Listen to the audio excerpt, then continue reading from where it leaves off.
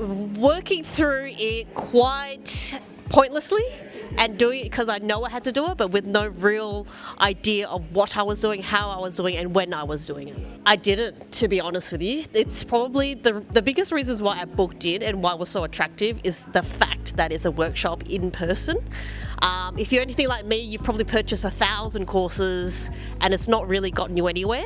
Whereas having something where you can go and sit, learn from other people, but see it happening and unfolding is what's going to really propel you to that next stage. I think it comes down from Sev's authenticity. After years and years and virality, he hasn't really changed his personal brand. He hasn't changed his authenticity or his message.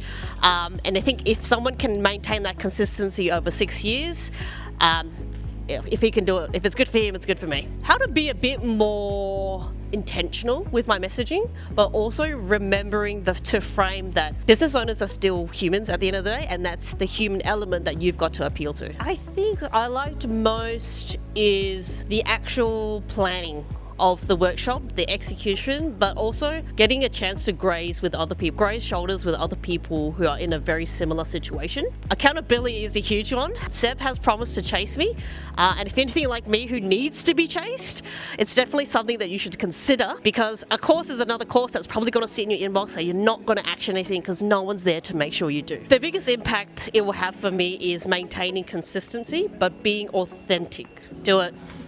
Do it. You won't regret it. I mean, what's the worst case that can happen? If it flops, you have the analytics, you try again, you get back up.